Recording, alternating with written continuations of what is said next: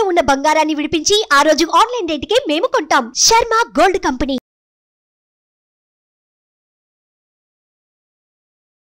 పూజ గదికి కూడా కొన్ని నియమాలు ఉంటాయి అని అంటారు. నిజమేనా? ఉంటే అవేంటి? అసలు పూజ గది అనేది ఒక స్వీట్ రిలాక్సేషన్ అనండి. ఆ పూజ గదిలో కొన్ని చిన్న నియమాలు పాటిస్తే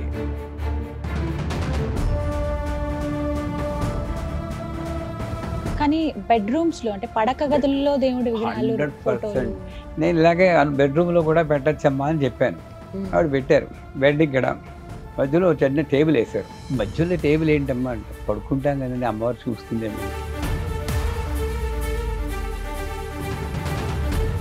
కొంతమంది ఏంటంటే తలుపులు ఉంటాయి ఇప్పుడు పూజ గదికి, అవి ఎప్పుడు అలా వేసే ఉంచుతారు. అలా వేసి ఉంచడం అనేది కరెక్టే అంటారా? భగవంతునికి భక్తులకి అనుసంధానమైన బ్రాండ్ ఒకటి తీసుకుంటాం. చాలా కొంచెం చౌకగా దొరుకుతుంది, పెద్ద కథ దొరుకుతుంది. విగ్రహం మీద చిన్న గీతలా వచ్చింది, విరిగినట్టుగా నాకు భావన కలుగుతుంది. విరిగిన వాటిని పూజలో పెట్టుకోకూడదు కదా. మన ఇంట్లో పిల్లవాడికి మన కొడుకో కూతురుకో కాలో చేయి విరిగింది అనుకోండి, చెట్టు కింద వదిలేసి వస్తావా? నువ్వు వదిలి అసలు మరి అమ్మ నాన్న ఫోటో అయితే అది ఎక్కడ పెడతాము? అసలు కొబ్బరికాయ కుళ్ళిపోతే దేనికి సంకేతం అండి? ఓ కొబ్బరికాయ కొన్నప్పుడు కాస్త ఇలా కొట్టాం అనుకోండి, టంగ్ టంగ్ అని శబ్దం వచ్చిందంటే బాధ్యత.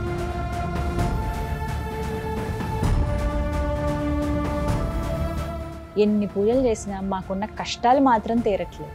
ఎక్కువ పూజలు చేస్తే కష్టాలే ఉంటాయా? సీతమ్మ వారే కష్టాలు అనుభవించింది, ఆవిడకన్నా గొప్పవాళ్ళము మనం. అంచేత పూజలు చేస్తుంటే కష్టాలు పోతాయి అనుకోవడమే మన భ్రమ.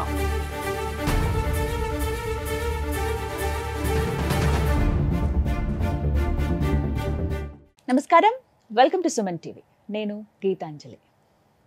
ప్రస్తుతం మనతో పాటు ఒక ముఖ్య అతిథి ఉన్నారండి. వారు శ్రీ విద్యాపీఠం వ్యవస్థాపకులు, అలాగే గత 45 సంవత్సరాలుగా శ్రీ విద్యా ఉపాసనతో ఎంతో మందికి మంత్రోపదేశం చేసినటువంటి శ్రీ గురు కరుణామయ్య గారు మనతో పాటు ఉన్నారు. వారితో మాట్లాడదాం, మరిన్ని అమూల్యమైన విషయాలు తెలుసుకుందాం. గురుగారు నమస్కారం అండి. శ్రీమాత్రమ్మ. ఎలా ఉన్నారు? అమ్మదేవుల బ్రహ్మాండంగా ఉన్నాను. చాలా సంతోషం మీతో మాట్లాడడం, ఈ సమయం లభించడం అనేది అమ్మవారి కృతజ్ఞతలు తెలుపుకుంటూ. ఎన్నో ప్రశ్నలు ఉన్నాయి, ఎన్నో సందేహాలు నిత్య జీవితంలో మేమందరం ఎదుర్కొనేవి. అవి అయితే ఎవరిని అడగాలి అనేది కూడా ఒక పెద్ద సందేహం. మీరు రావడం అనేది అదృష్టంగా భావిస్తూ చాలా మంది వ్యూవర్స్ కామెంట్స్ రూపంలో అడిగినటువంటి ప్రశ్నలు ఏవైతే ఉన్నాయో మీ ముందు ఉంచుతున్నానండి. అందులో ప్రతినిత్యం పూజ చేసుకోవడం మా అందరికీ అలవాటే. మాకంటూ పూజ గది ఉండాలి అని చెప్పి ఇల్లు కట్టుకునేటప్పుడో లేకపోతే ఒక ఇల్లు అద్దెకుండానికి వెళ్ళినా కూడా పూజ గదికి ఇలా ఉండాలని ప్రత్యేకంగా చూసుకుంటాం. పూజ గదికి కూడా కొన్ని నియమాలు ఉంటాయి అని అంటారు. నిజమేనా? ఉంటే అవేంటి? ఇవి తెలుసుకోవాలనుకుంటున్నాం. తప్పకుండా. ఏది తెలుసుకోవాలో అదే ముందు అడిగారు, అది సంతోషం. అందరం పూజ చేస్తూ ఉంటాం. పూజ చేసేటప్పుడు చాలా ఎక్స్పెక్టేషన్స్ ఉంటాయి. కష్టాలన్నీ తీరిపోవాలి, ధనం కుప్పలు కుప్పలుగా వచ్చేయాలి. రావచ్చు, కలియుగంలో కూడా అన్ని కష్టాలు తీరవచ్చు, అమ్మవారిని ప్రత్యక్షం చేసుకోవచ్చు. కానీ దానికి తగిన ఉపాసన ఉండాలి. నా కోరిక ఎంత పెద్దదో నా ఉపాసన అంత బలంగా ఉండాలి. ఆ ఉపాసనకి దోహదపడేదే ఉపాధి అంటారు. ఆ ఉపాధిలో మొట్టమొదటి పూజ గది, తర్వాత వస్తువులు వస్తాయి, అగరబత్తులు కర్పూరం ఇవన్నీ తర్వాత. అసలు పూజ గది అనేది ఒక స్వీట్ రిలాక్సేషన్ అనండి. పూజ గది తర్వాత సంసారం ఉంటుంది, మర్చిపోవడాలు అవన్నీ ఉంటాయి. కనీసం ఒక మనశ్శాంతిగా ఉండడానికి మనకి ఏమిటంటే ఇంట్లో ఏమిటంటే ఒక్క పూజ గది ఉంది, శాంతత. ఆ పూజ గదిలో కొన్ని చిన్న నియమాలు పాటిస్తే అత్యంత శక్తి మనం పొందగలం. ఎందుకంటే మానవుడు ఎప్పుడు మనకి తెలిసినా తెలియకపోయినా వద్దనుకున్నా కావాలన్నా ప్రకృతి నుండి శక్తిని పొందుతూ ఉంటాం. ఆ ప్రకృతి అంతా ఎక్కడ మంత్రం చెప్పబడుతుందో, ఎక్కడ అమ్మవారి ఉపాసన, అమ్మవారు అయ్యవారు ఎవరో ఒకళ్ళు వాళ్ళ ఉపాసన చేయబడుతుందో అక్కడ ఎక్కువగా వస్తూ ఉంటుంది. ముఖ్యంగా పూజ గదిలో విగ్రహాలు ఉంచుకుంటాం. మనకేమిటి, గణపతి ఉండాలి, లక్ష్మి ఉండాలి, ఇలా ఒక్కొక్కళ్ళు ఇచ్చిన విగ్రహాలతో ఒక వేరే హౌస్లా తయారవుతుంది. నిజంగా చెప్పాలంటే ఒక్క విగ్రహం మన ఏకాగ్రత కోసం ఉంటే చాలు. ఒక విగ్రహం చాలంటారా? ఎందుకు సర్వదేవ నమస్కారం కేశవం ప్రతిగచ్చది. కానీ ముక్కోటి దేవతలు అంటారు, అంతమంది విగ్రహాలు ఫోటోలు మనం పెట్టకపోయినా ముక్కోటి దేవతలు ఒక్క దేవతల్లోనే కనబడుతుంది అంటుంది శాస్త్రం. ఏమవుతుంది తెలుసా అండి, పెట్టుకోండి. మనదేమంటే ఈ పువ్వులు ఒక్కొక్కళ్ళ మీద పెట్టడం, ఈయనకి చూపించకపోతే ఈయన కోపం వస్తుందని గడగడ ఈ ఏకాగ్రత అంతా వాడికి కోపం వస్తుందో వీడికి కోపం వస్తుందో అని ఉంటుంది, కానీ నిజానికి భక్తి కుదరడానికి చాలా కష్టం. మనం ఎలా చేస్తున్నాం అనే దాని మీద ఉండదు. ఇక్కడే ఒక పేర్లు అనవసరం, ఇక్కడ ఒక ఇంటికి వెళ్ళాం, అమ్మవారి ఫోటో చిన్న విగ్రహం, ఒక కామాక్షి వెడకంటారు తెలుసు కదా, దీపం పెట్టుకున్నారు అంతే. ఎంత బాగుందంటే చాలా పెద్దవాళ్ళ ఇల్లు, ఏమీ లేదు. చేత పూజ గదిలో సాధ్యమైన తక్కువ విగ్రహాలు ఉండాలి. 4 గణపతులు, 4 సిద్ధిసాయి, ఇంకోళ్ళు ఎవరు 4 లక్ష్ములు, వీళ్ళే పాపులర్ విగ్రహాలు ఇవి పెట్టుకుంటారు. విచిత్రం ఏంటంటే కొంతమందికి కవర్ కూడా తీయరండోయ్, వాళ్ళకి ఊపిరాడదు అన్న భావన కూడా ఉండదు. ఎందుకంటే అది విగ్రహం మనకి. అయ్యో అమ్మవారు ఊపిరి ఎలా పిలుస్తుంది, అందుకే కవర్ తీస్తే మళ్ళీ తోముకోవాలి కదండి, దుమ్ము పడుతుంది, పసుపు కుంకుమ వేస్తాము, ఓ పని తక్కువ.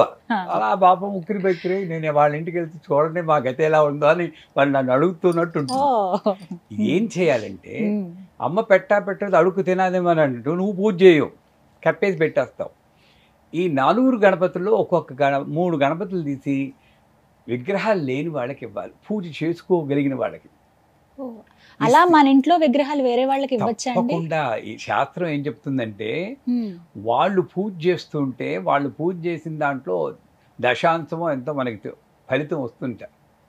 ఉదాహరణకి ఒక్క చిన్న ప్రశ్న గురువుగారు, లక్ష్మీదేవి విగ్రహాలు 2-3 ఉన్నాయనుకోండి, మనకి ఇన్ని ఎందుకు ఒక రూపంలో లక్ష్మిని చూసుకుందాం అని ఇంకో లక్ష్మీదేవిని వేరే వాళ్ళకి ఇస్తే, మన దగ్గర ఉండాల్సిన లక్ష్మి వాళ్ళ ఇంటికి వెళ్ళిపోతే ఎక్కడుంది లక్ష్మి? ఇక్కడ అక్కడ ఇక్కడ. ఈ భావన చాలా మందిలో ఉంటుంది.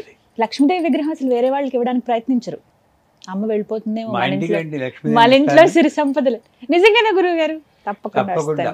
భయం ఉండకూడదు, భక్తి భయం రెండిట్లో మీకు ఒక చాయిస్ ఉంటుంది. భక్తి ఉన్న చోట భయం ఉండదు, భయం ఉన్న చోట భక్తి ఉండదు. సరే, ఈ విగ్రహాలు తక్కువ ఉండాలి. ఇంకోటి, మన ఇంట్లో మనకి బెడ్రూమ్లో మనము, మీరు, మీ భర్త లేదా భర్త భార్య ఉండాలి. మరి అక్కడ విష్ణుమూర్తి, లక్ష్మీదేవి, ఈశ్వరుడు, పార్వతి, గణపతి, ఏకాంతం లేదంటారా? ఒక క్లస్టర్లా చేసి పడేశారు వాళ్ళని. ఎప్పుడైనా ఆలోచన వచ్చిందా? ఏం చేయాలంటే ఈ విగ్రహాలన్నింటి కూడా ప్రతి రూములోనూ సర్దేయండి. మనకేమిటంటే పూజ గదిలోనే విగ్రహాలు ఉండేటప్పటికీ అక్కడికొక్కడికి వెళ్ళేటప్పటికీ యాక్షన్ చేస్తున్నాం, తప్పుగా అనుకోకండి.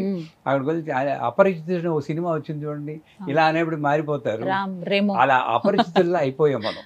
అక్కడికి వెళ్ళేటప్పటికి ఎక్కడ లేని ఏకాగ్రత వచ్చేస్తుంది, ఇలా కళ్ళు మూసుకుంటాం, లేని మనశ్శాంతిని యాక్ట్ చేస్తాం, మళ్ళీ బయటకు వచ్చే మామూలే. కాకపోతే ఎందువల్ల? పూజ గదిలో విగ్రహాలు ఉన్నాయని. ఈ విగ్రహాలనే ప్రతి రూమ్లోనూ పెట్టండి. మీ అమ్మాయి ఉన్న రూమ్లో సరస్వతిదేవి విగ్రహం పెట్టండి, వాడికి కొంచెం భయం ఉంటుంది, అమ్మవారు ఉన్నారు కొంచెం దండం పెట్టుకోవాలని. ప్రతి రూమ్లోనూ, వంటింట్లోనూ, అన్నింటిలోనూ పెడితే మొత్తం ఇల్లంతా దేవాలయం అవదండి. కానీ బెడ్రూమ్స్ లో, అంటే పడక గదుల్లో దేవుడి విగ్రహాలు, 100%. ఎక్కడ నీకు రక్షణ కావాలో, ఎక్కడ అనకూడదు కానీ ఎక్కువ దెబ్బలాటలు జరుగుతూ ఉంటాయో అక్కడే అమ్మవారు కాపాడుతూ ఉంటుంది. మా ఇంట్లో, మా బెడ్రూమ్లో చక్కగా అమ్మవారు ఉంది. అసలు మీరు బెడ్రూమ్లో పెట్టకపోతే అక్కడ రాదా అండి? ఉత్తప్పుడు ఇందుగలడు అందులో సందేహం ఎందెందుగలదని దీర్ఘాలు తీస్తూ చదువుతాం కదా. బెడ్రూమ్లో మీరు విగ్రహం పెడితేనే అమ్మవారు వస్తుందా, లేకపోతే లేదా? నాకు అమెరికాలో వెళ్ళినప్పుడు ఒక డాక్టర్ గారు ఉన్నారు, నేను ఇలాగే బెడ్రూమ్లో కూడా పెట్టచ్చమ్మా అని చెప్పాను. ఆవిడ పెట్టారు. బెడ్ ఇక్కడ మధ్యలో చిన్న టేబుల్ వేశారు. మధ్యలో టేబుల్ ఏంటమ్మా అంటారు.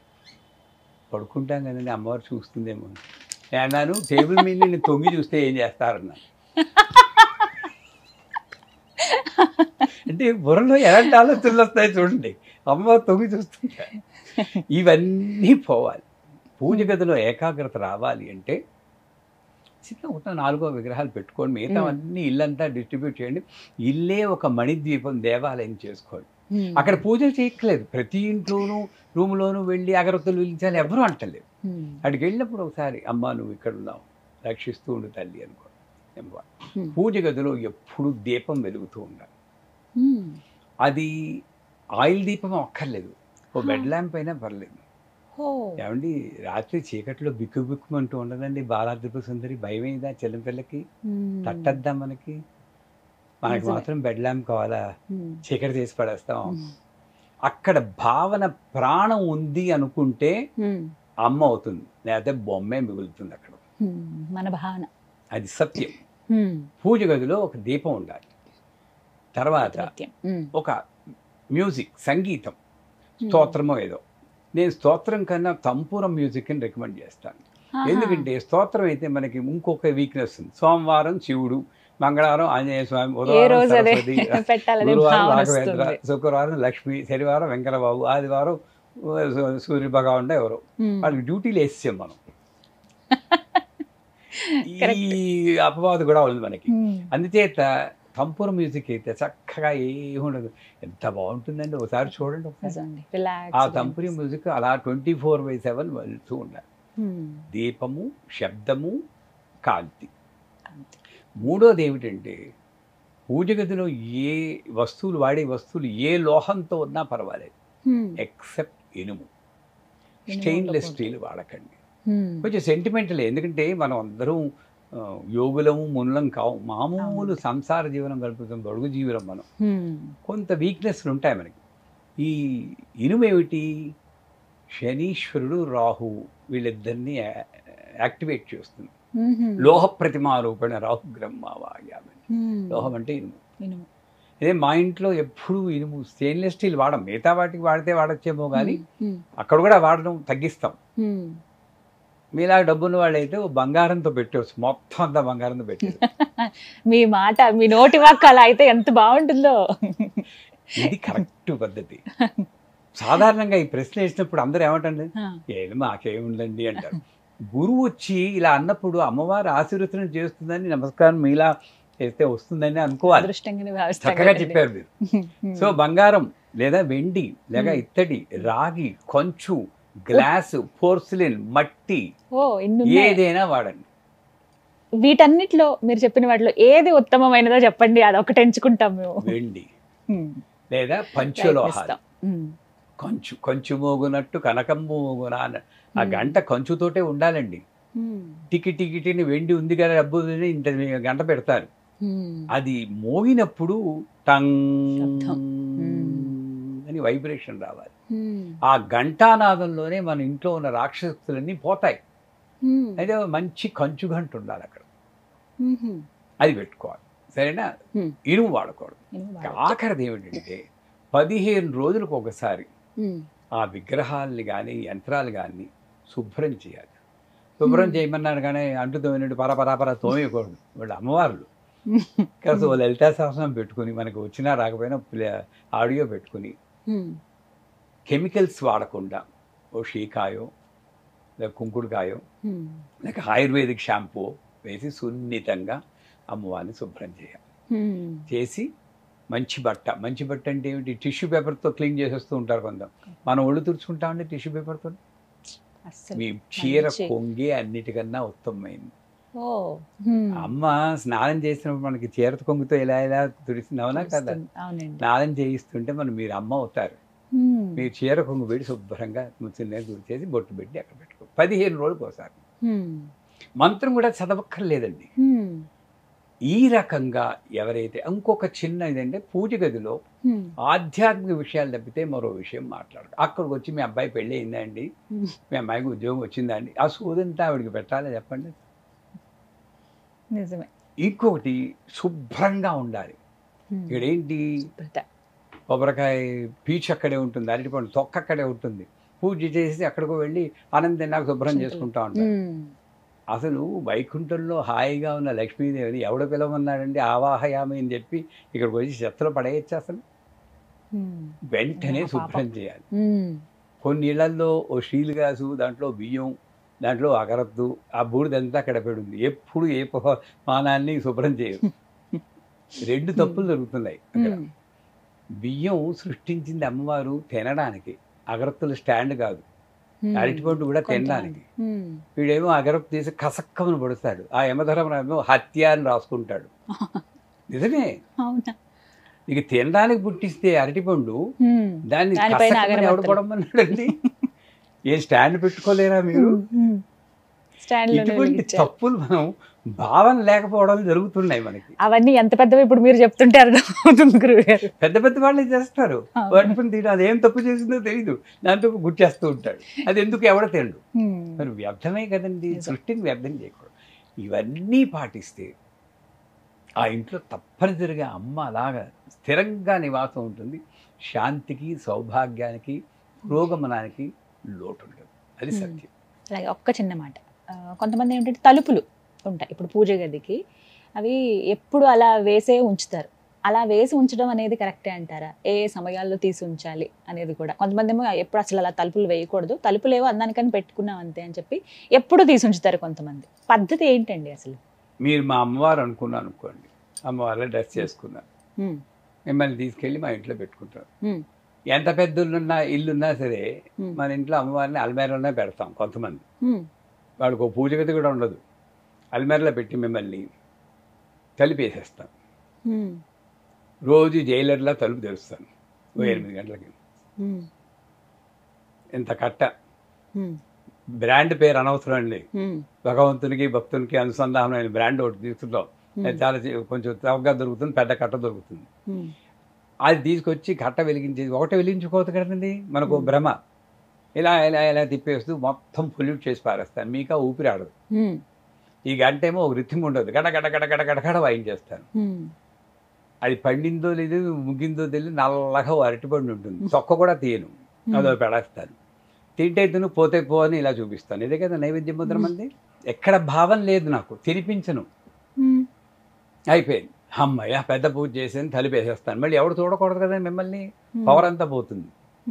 నేను మీ ముందే కూర్చుని నాకు గంటల కోసం చిన్న కణాలు పొడుస్తాను ఆ తలుపుకి. మీ ముందే కూర్చుని ఒక టేబుల్ వేసుకుని వెజిటబుల్ మంచూరియా, బిర్యానీలు తింటూ ఉంటాను. మీకు ఎలా ఉంటుందని నన్ను చూస్తే అసలు చెప్పండి, కోపం రాదా? చాలా. అదే వస్తుంది అమ్మవారికి అక్కడ. హాయిగా అమ్మవారిని మన ఇంట్లో మనిషిలా ఉండనివ్వండి. తలుపులు ఎందుకు వేస్తారండి? ఎవరు చూస్తే అమ్మవారు మైలుపడి అందరినీ అపవిత్రోవా సర్వావస్థాగతోపవా యస్పరే పుండరీకాక్ష అనుకుంటేనే నువ్వు శుభ్రపడతావరా అనుకుంటే, అమ్మవారిని పని మనిషి చూస్తే మైలుపడిపోతుంది, తలుపులేసి ఆవిడని ఊపిరాడకుండా చేయడం ఎంత పాపం అండి? చెప్పండి అసలు, నిజంగా లాజికల్గా ఆలోచించండి.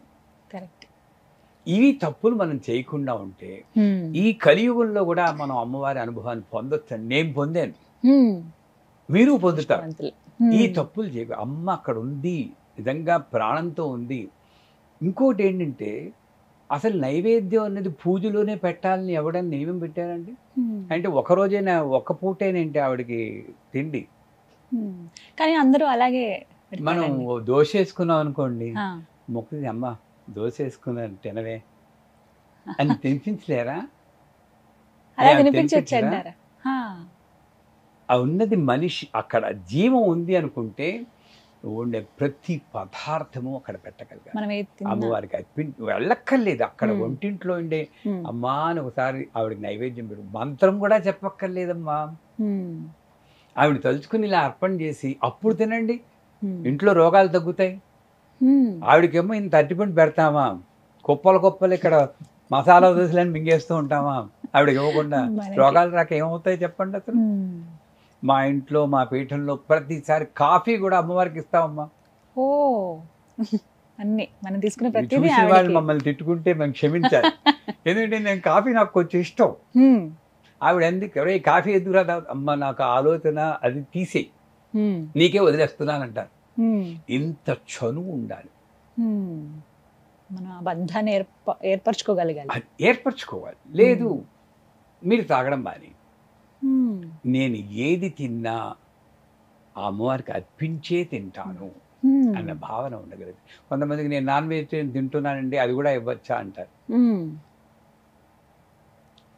భక్త కన్నప్ప ఆయన శివుడు కింద నుండి ఆయన పైకి కూర్చున్నాడు గోపురం మీదే, అంత ఉత్తమ స్థానం ఇచ్చాడు. ఆయన అలా పెట్టేయడం మన ఏదైనా పెట్టాం నైవేద్యం. కానీ అక్కడ ఏంటంటే నేను ఏది నా సంస్కృతి ప్రకారం, నా కల్చర్ ప్రకారం నేను ఏది తినొచ్చో అది తినండి, కానీ తిని బ్రహ్మార్పణం అనుకుని తినండి, ఏమీ తప్పు లేదు. ఏ పదార్థం అయినా కూడా ఈ రకంగా నియమాలు కొన్ని పాటిస్తే తప్పనిసరిగా మన భగవద్ అనుభూతి ఎప్పుడూ పూజ చేస్తున్నప్పుడే కాదు, ఎప్పుడూ పొందొచ్చు. అలాగే గురుగారు, ఇంట్లో కొన్ని సార్లు ఏంటంటే విగ్రహాలు ఏవైతే లేకపోతే ఫోటోలు కానీ మనం పూజ చేసేవి కాస్త మాసిపోయినట్లుగా నల్లబడినట్లుగా ఎప్పుడో మా అమ్మగారు ఇచ్చారండి, మా అమ్మగారు పూజ చేసుకున్నది అలా ఉంది, మారుద్దాం అనుకుంటున్నాను. మరి ఈ పాత ఫోటోల్ని ఏం చేయను, ఈ పాత విగ్రహాలను ఏం చేయను, విగ్రహం మీద చిన్న గీతలా వచ్చింది, విరిగినట్టుగా నాకు భావన కలుగుతుంది, విరిగిన వాటిని పూజలో పెట్టుకోకూడదు కదా, ఇలాంటివి అంటే ఇలాంటి ప్రశ్నలు అడిగారండి. ఎంత మాట అన్నారు. పూజలో పెట్టుకోవద్దని అంటారు విరిగిన వాటిని లాగా, అయితే వీటిని ఏం చేయాలి? కొంతమంది ఏమో గుళ్ళ దగ్గర వదిలేసి వచ్చేస్తూ ఉంటారు, ఆ ఫోటోలన్నీ అక్కడ పెట్టేస్తూ ఉంటారు. అసలు ఏం చేయాలి వాటిని అనేది ప్రశ్న. విశాఖపట్నం వెళ్ళారా మీరు? వెళ్ళానండి. కనక మహాలక్ష్మిని చూసారా? చూడలేదు, వెళ్ళాల ఇప్పటివరకు ఆ గుడికి. చేతులు ఉండవు. అవును. ఆ మహాతల్లిని అందరూ వెళ్ళి పూజ చేసుకుంటే అష్టైశ్వర్యాలు పొందుతున్నారు. అవి పెట్టుకోవచ్చా? మామూలు విగ్రహాన్ని ఎవరు? ఇప్పుడు మీరు అంటే అనిపించింది నాకు, ఒక చెయ్యి ఉండదు కదా అమ్మవారికి. లేదు కదా. అది అది పూజకి పనికొచ్చినప్పుడు మన ఇంట్లో ఒక విగ్రహం మన అజాగ్రత్తతో కింద పడి విరిగిపోతే సముద్రంలో పారేయడం, ఏదో చెట్టు కింద దొంగలా పట్టేసి వచ్చేసేయడం అనాథలా ఉండదండి ఆవిడ పాపం. మన ఇంట్లో పిల్లవాడికి మన కొడుకో కూతురుకో కాలో చేయి విరిగింది అనుకోండి, చెట్టు కింద వదిలేసి వస్తావా? నువ్వు వదిలేసి ప్రాణం అంతా పెట్టుకుని వాళ్ళు తిరిగి ఆవిడ ప్రాణం ఉంది, ఇవి ప్రాణం లేదని మనకి భావన ఉంది కాబట్టి చెట్టు కింద వదిలేస్తున్నాం. నీకు ఒకవేళ కాన్సన్ట్రేషన్ లేదనుకోండి, ఉండనివ్వండి, పక్కనే ఇంకో విగ్రహం తెచ్చుకోండి, తప్పేం కాదు. నాకు ఏకాగ్రత కుదరటం లేదండి, ఆ విదిగించేది మీదికే పోతుంది, అందరికీ ఏకాగ్రత ఉండదు, ఒప్పుకుంటాను. కానీ విగ్రహాన్ని మాత్రం దూరం చేయకండి, పక్కన పెట్టుకోండి, ఇంకో విగ్రహం తెచ్చుకోండి, అంతే. ఈసారి జాగ్రత్తగా ఉండండి, ఆ విగ్రహాన్ని పూజ చేయండి. అలాగే ఫోటో మార్చిపోయింది, ఇది అమ్మవారి ఫోటో అని అంటున్నారు కదా, మరి అమ్మ నాన్న ఫోటో అయితే అది ఎక్కడ పెడతాము? పాత ఫోటోలు ఉంచుకుంటున్నాం, ఉంచుతాం. ఎంత తేడా ఉంది చూడండి, ఎంత పాడైపోయినా ఉంచుతాం ఆ ఫోటోని. అంచేత నేను అనేది ఏమిటంటే, విగ్రహాలు విరిగిపోయినా ఫోటోలు పాతబడినా మీకు ఏకాగ్రత కుదరకపోతే కొత్త ఫోటో పెట్టుకోండి, కొత్త విగ్రహం పెట్టుకోండి, కానీ పాత వాటిని మాత్రం దయచేసి చెట్టు కింద వదలకండి, నీళ్ళల్లో పడేయకండి, ఇప్పుడు అలాంటి పని చేయకూడదు. ఊరెళుతూ ఉంటే విగ్రహాన్ని బియ్యంలో పెట్టేయండి అంటుంటారు కొంతమంది, పూజ చేయకపోతే బియ్యంలో పెట్టి. ఎక్కడైనా అర్థం ఉందా? ప్రాణప్రతిష్ఠ చేశారు, అసుని దేవనస్మాసుని, ప్రాణం ఉంది, వాడిని విగ్రహాలు పెడితే ఉక్కిరి బిక్కిరి అయిపోతారు. ఏమీ లేదు. నేను ఊరు వెళ్తే సాధ్యమైనంత వరకు మా అమ్మవారు నాతోటి వస్తూ ఉంటుంది, ఎక్కడికి వెళ్తే ఎక్కడికి. రష్యా వెళ్ళినప్పుడు వచ్చింది, ఇటలీ వెళ్ళినప్పుడు వచ్చింది, ఎక్కడికి వెళ్తే నాతో పాటు ఫ్లైట్లో వెళ్తూ ఉంటుంది, హాయిగా అక్కడికి వెళ్ళి పూజ చేసుకుంటాం. అది అందరికీ కుదరకపోవచ్చు, నిజమండి, అందరికీ కుదరదు. నేనేం చేస్తాను, కుదరకపోయినప్పుడు అమ్మ వెళ్ళొస్తాను తల్లి, ఇలా జాగ్రత్తగా చూసుకో, జాగ్రత్తగా లైట్ వేసేస్తావు నువ్వు అని చెప్పి ఒకసారి నమస్కారం పెట్టుకుని వచ్చేయడమే ఉత్తమం. కానీ ఆ విగ్రహాన్ని కానీ ఆ యంత్రాన్ని బియ్యంలో మాత్రం పెట్టకండి. కొన్నిసార్లు ఇప్పుడు అన్నారు గురువుగారు, మీరు ఊరు వెళ్తాం, చాలా మంది అలా వెళ్తూ ఉంటారు, అప్పుడు మరి ఆహారం ప్రతిరోజు మనం ఆహారం పెడతాము. అమ్మవారికి ఆహారం పెట్టింది ఆవిడ తింటుందా, మీరు తింటున్నారా? చెప్పండి. అసలు అమ్మవారి ఎంత పెద్ద విగ్రహం అయితే అంత ఎక్కువ ఆహారం పెట్టాలి, ఇవన్నీ మన భ్రమలు. నిజానికి అమ్మవారి ఆహారం అంటే భక్తి బీజము, ఈ బీజాలు తింటూ ఉంటుంది. అందుకే కృష్ణుడు అంటాడు, నీలో ఒక పక్షి ఉంది, ఆ పక్షికి ఋతము అగ్ని 2 రెక్కలున్నాయి, దానికి మంత్రబీజాక్షరాలు అనే బీజములు వేయి తండ్రి, అది తిని నిన్ను రక్షిస్తుంది. నేను పెట్టి అరటిపండు ఆహారం కాదు, కొబ్బరికాయ ఆహారం కాదు, ఎందుకంటే నువ్వే తింటావు. ఈ ఆహారాన్ని 10 మందితో పంచుకుంటే అమ్మవారికి వెళ్తుందేమో కానీ అది నువ్వే తింటున్నావు. అంచేత అమ్మవారికి ఆహారము అంటే నువ్వు అక్కడ కూర్చుని, ఇప్పుడు కృష్ణుడు దూర్వాసుడు శిష్యులతో వస్తే ఇక్కడ ఒక్క మెతుకు తింటాడు, అక్కడ వాళ్ళ కడుపులు నిండిపోయాయి అని చెప్పి భారతంలో చదువుకుంటాం. అలా మనం చేయలేమా? నేను ఎక్కడున్నా సరే ఇదేంటి అమ్మా, మా ఇంట్లో పూజ గదిలో ఉన్నావు తల్లి, ఇది నీదే అని తినలేవా? ఆహారం ఇక్కడ కూర్చుని ఇది పోనీ నాకు తినిపిస్తున్నావా, నిందాక చెప్పినట్టు తింటే తినిపోతే పో అన్నావు కదా. ముద్రలు లేవు మనకి, ఈ ముద్రలు నేర్చుకోం, పోనీ ముద్రలు రావు, కనీసం తినిపిస్తానా? అది తినిపించడం. మీ అమ్మాయి పిల్లలు ఉన్నారు కదా, మీ అమ్మాయికి ఎలా తినిపిస్తారు? చిన్నప్పుడు ఎలా తినిపించేవారు? అలా తినిపించలేదా? ఓం ప్రాణాయ స్వాహ తినిపించండి. కృష్ణుడు గోపికలతో ఆడుకున్నట్టు ఇలా తిని నీరు కొంచెం తినేయండి. ఎంత బాగుంటుందండి పూజ అప్పుడు. మనం ఏమీ భావన లేకుండా ఉత్తినే ఇలా ఇలా అంటే ఎక్కడి నుండి వచ్చిందండి ఈ అలవాట్లన్నీ? లేదా ముద్రలు ఎంచుకోండి. ఇలా ముడు ప్రాణాయ స్వాహ, అపానాయ స్వాహ, వ్యానాయ స్వాహ, ఉదానాయ స్వాహ, సమానాయ స్వాహ, బ్రహ్మణే స్వాహ. ఈ వేళ్ళన్నీ ఒక్కొక్క కాంబినేషన్లో ఉన్నప్పుడు పంచకోశాలు ఉత్తేజం అవుతాయి. 5 కోశాలు ఉత్తేజం అయినప్పుడు బ్రహ్మతత్వం వస్తుంది. ఆ బ్రహ్మతత్వమే అమ్మవారికి నైవేద్యం. బ్రహ్మణే స్వాహ. ఇది నైవేద్యం, మనం పెట్టేది కాదు. ఇది అంతరార్థం. ఇది తెలుసుకోవడానికి ఇంట్రెస్ట్ ఉంటే తెలుసుకోవాలి, లేదు నాకేమి లేదంటే తినే తినిపించాలి. అంటే ఎక్కడికో వెళ్తే అమ్మవారికి తిండి ఉండదు, నేను పెడితేనే అమ్మవారికి తిండి అనుకుంటే అమ్మవారు పెడితేనే నాకు తిండండి. నిజమే కదా. గురుగారు, మరొక ప్రశ్న అండి. దేవుడికి కనెక్ట్ అయ్యే విధానం గురించి చాలా రకాలుగా మేము సెర్చ్ చేస్తున్నామండి, ప్రయత్నిస్తున్నాము. ఇందులో భాగంగా పూజలు చేయాలని ఒకరు, లేదు ఇటువంటి మంత్రాలు మీరు జపించండి, ఉదయాన్నే లేచిన వెంటనే పఠించండి, ఖచ్చితంగా స్వామి అమ్మవార్ల అనుగ్రహం మీ పైన ఉంటుందన్నారు. లేదు లేదు హోమాలని, మంత్రాలని, కొన్ని తాంత్రిక పూజలని కూడా కొంతమంది అక్కడ దాకా వెళ్ళిపోతున్నారు. వీటన్నిటికీ మించి పాతకాలంలో మా అమ్మమ్మ వాళ్ళు ఇలా వ్రతాలు చేసేవాళ్ళు, ఈ వ్రతం కంపల్సరీ ఆచరించాలట, ఇవి చేద్దామని, ఇలా రకరకాలుగా ఒక్కొక్క మార్గంలో ప్రయత్నిస్తారు. కానీ దేవుణ్ణి కనెక్ట్ అయ్యి అసలైన మార్గం ఏంటో మాకు చెప్పరు అని అడుగుతున్నారు. మీ ప్రశ్నలోనే ఒక చిన్న వింత ఉంది. వింత కనెక్ట్ అవ్వడం, కనెక్ట్ అయ్యే ఉన్నాం, కనెక్ట్ ప్రత్యేకించి అవ్వక్కర్లేదు. తెలుసుకోలేకపోతున్నాం. 4 మహావాక్యాలు ఉన్నాయి. ప్రజ్ఞానం బ్రహ్మ, అయం ఆత్మా బ్రహ్మ, తత్వం అసి, అహం బ్రహ్మాస్మి. అర్థం ఏమిటి? విడదీయలేనటువంటి నువ్వు అసలు విడదీయలేవు భగవంతుని నీ దగ్గర నుండి. ఈ బుద్ధిని ఉపయోగించి నేను అది వేరు ఇది వేరు అనుకుంటున్నాను.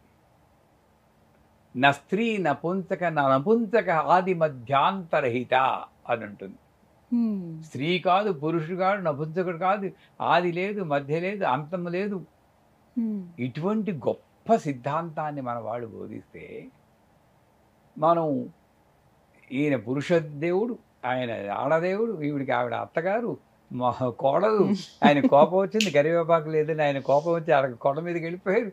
ఇవన్నీ ఉండొచ్చు, పురాణాలు ఉండొచ్చు, దాన్ని ఫోకస్ చేస్తున్నాం. అంటే దేవుడికి కనెక్ట్ అవ్వాలి అని అనుకోవడమే. వీళ్ళెవళ్ళు కూడా త్యాగరాజు కానీ, కబీర్ కానీ, సూర్యదాస్ కానీ వాళ్ళు ఏం చేస్తే కనెక్ట్ అయ్యారో ఒకసారి ఆలోచించండి. నేను సన్మార్గంలో నడవాలంటే నాకు 2 ఆధారాలు ఉన్నాయి. శాస్త్రం, ఆ శాస్త్రం అనేటప్పుడు నా బుర్ర అది నిజమా కాదా అని అనుమానం వస్తుంది. దానికి బదులు నా పూర్వీకులు నడిచారు కదండి ఆ మార్గం.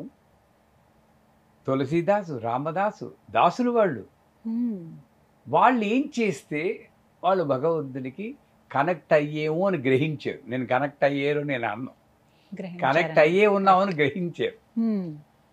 ఇక్కడే పెట్టుకున్నారు. అది చూస్తే ప్రిఫరెన్స్ సదా నామస్మరణ. నామస్మరణ మించింది లేదు. తింటుంటే రామమయం, కూర్చుంటే రామమయం, పడుకుంటే రామమయం, రామ్ రామ్ రామ్ అంతే. మనం ఏమిటి కండిషన్? అన్నం తింటే స్తోత్రం చెప్పకూడదు, ప్యాంట్ వేసుకుంటే చెప్పకూడదు, నువ్వు చేసేది ఏంటి 5 నిమిషాలు పూజ, నీ కోరిక ఏంటి? జీవితాంతం కనెక్ట్ అయిపోవాలి, కలిసిపోవాలి, మిళితం అయిపోవాలి. ఎలా కుదురుతుంది నాకు? వాళ్ళు ఏం చేశారు? 24 గంటలు ఆ చింతనలో గడిపారు. వాళ్ళల్లా మనం సంసారాలు వదిలేయలేదు. వాళ్ళు కూడా, కబీరు వాళ్ళు కూడా సంసారాల్లో ఉన్నారు, కానీ పూర్తిగా అందరూ అటు వెళ్ళారు. అలా కుదరదు మనకి. నేనేం చేయాలి దేవుడికి కనెక్ట్ చేయాలంటే మొట్టమొదటి నామస్మరణ. ఏ పని చేస్తున్నా సరే, వండుతున్నా సరే భగవన్నామం. అది అది నాకు గుర్తు చేయడానికి ఇంట్లో ఎప్పుడు భగవన్నామం మోగుతూ ఉండాలి. అది ముందు పెట్టుకోండి.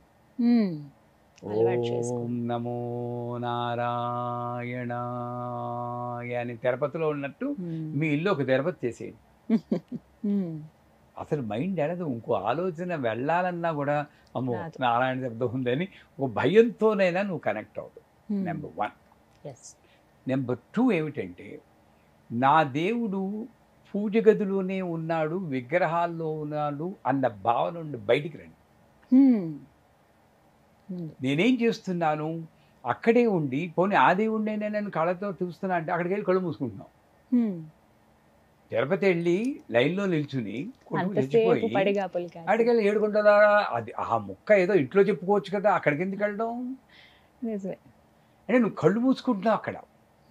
అందుకే నేను చెప్తాను, కళ్ళు తెరిచి మెడిటేట్ చెయ్యి. ఎలా డిస్ట్రాక్షన్స్ ఉంటాయి కదా స్వామి, మరి అదే కష్టం. అందుకే వీడు తప్పించుకోవడానికి ఎస్కేప్ టెక్నాలజీ అంటాను నేను. కళ్ళు మూసుకుంటే ఎవడూ కనబడ్డు, హాయిగా లేనిది ఊహించుకోవచ్చు. ఇలా తటిల్లత సమరుచి మెరుపు తీగులు వచ్చేస్తున్నాయని, పల్సేషన్ అయిపోయింది, ఆజ్ఞాచక్రం ఓపెన్ అయిపోయింది, ఇవన్నీ ఊహించుకోవచ్చు. ఇంటర్నెట్ చదువుతాం కదా. అంటే వాళ్ళ కోపాలు వస్తే నిజం జరిగేది ఇదే. ఏమక్కర్లేదర్రా. ఒక్కళ్ళని చూశాను గురుజీ, నేను నేపాల్ వెళ్ళాను ఈ మధ్య. ఒక బుద్ధుడి టెంపుల్ అది, అక్కడ వాళ్ళు బాగా ఆచరిస్తారు. ఒక అబ్బాయి, తను ఫారినరే, అసలు మన ఇండియన్ అయితే కాదు, తెలుస్తోంది వారిని చూడగానే. కళ్ళు తెరిచి తను ధ్యానం చేస్తున్నారు. అసలు ఎలా ఉన్నారా? మేము ముందు ఇట్లా భక్తులు మిగతా వాళ్ళందరూ తిరుగుతున్నారు, కళ్ళు తెరిచే ఉన్నారు ఆయన. అసలు అది ఎలా సాధ్యమైందో మాకైతే అర్థం కాలేదు. ఇప్పుడు మీరైనా ఇది ట్రై చేయండి. కళ్ళు తెరిచి ఉండాలండి, ముఖంలో చిరునవ్వు ఉండాలి, ఇంతే. ఒక మంత్రం లేదు, ఏమక్కర్లేదు, చిరునవ్వు ఉండాలి. ఎన్నో ఆలోచనలు వస్తుంటాయి.